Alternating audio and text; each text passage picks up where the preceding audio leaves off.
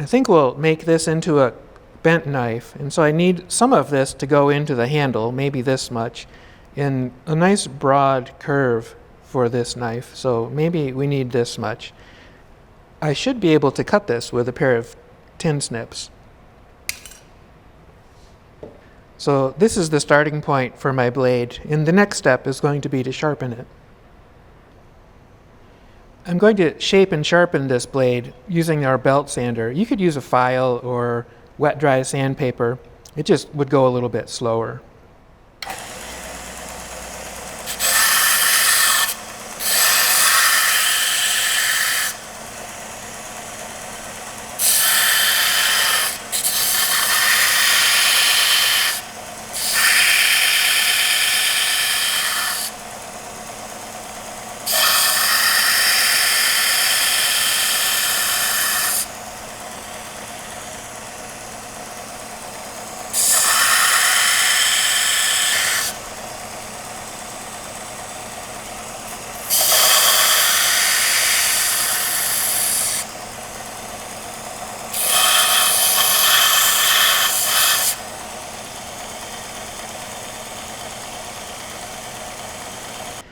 Now that the blade is shaped, I'll use a finer grit sandpaper.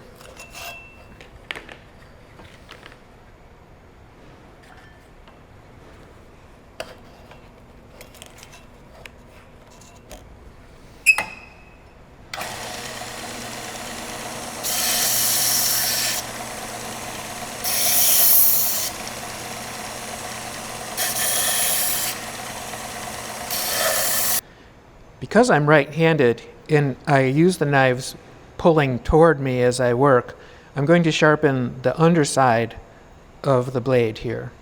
In order to keep my fingers clear, I'll use a piece of wood.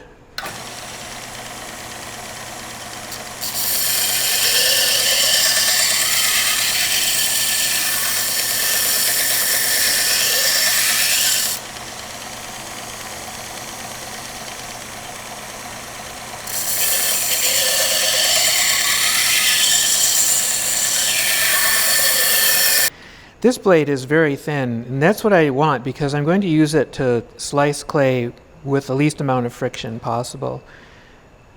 I'm not going to finish sharpening it until it's actually been heat treated. If you have a very thin section of metal, it's possible for you to burn it while you heat treat it. This blade is ready to be heat treated. You can see it's roughly sharpened. I'm not sure if you can see, there is an edge visible, so it's not sharp all the way. And the back of the knife is flat. So this will be used this way. I want this knife to have a little bit of a hook to it, so I'm going to bend it before I heat treat it. Just very gently with my fingers. A very subtle curve is what I'm after.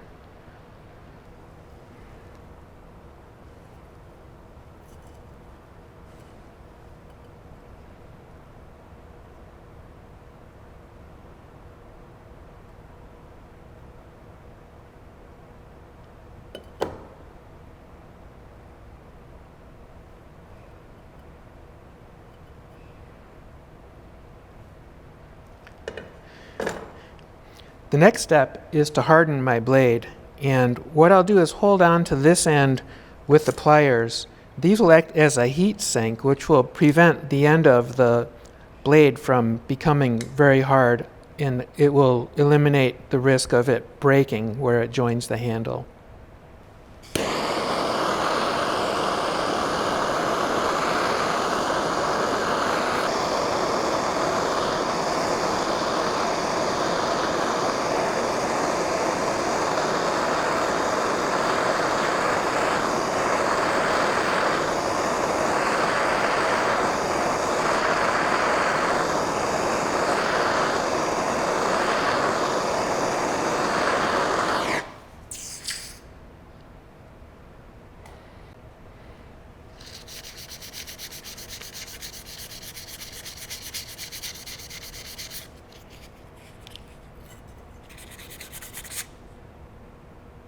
That'll work.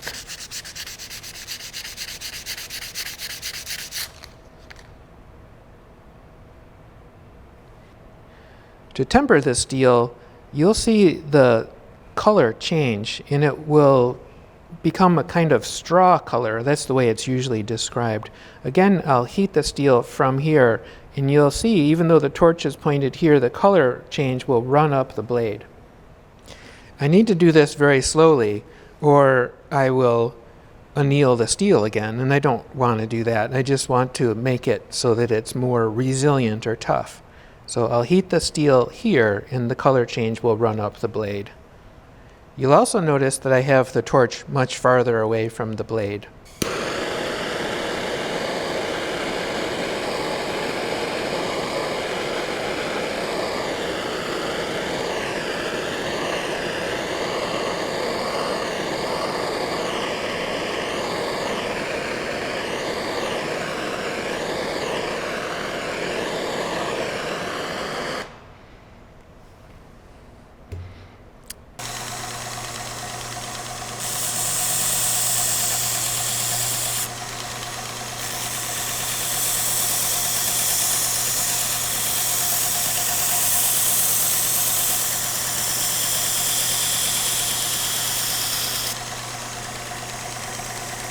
Well, that looks good.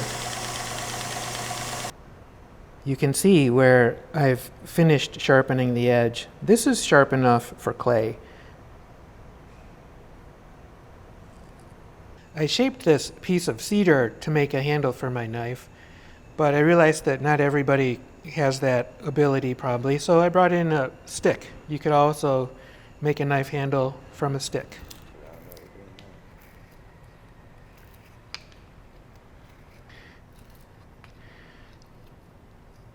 Most of the time when I make a knife, I don't make a round handle. It's a lot easier to control the angle of the blade on a handle that's a square or an octagon.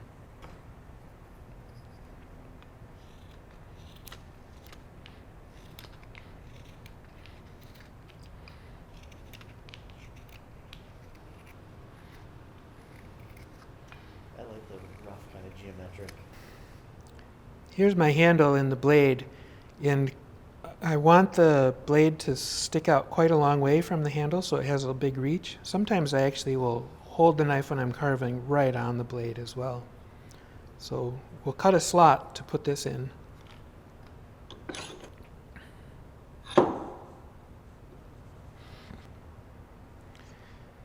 I'll use this saw to make a kerf in here and then just slide the blade in. Now, of course, with a wood carving tool, you might want a more secure fastening, but this works fine for carving clay.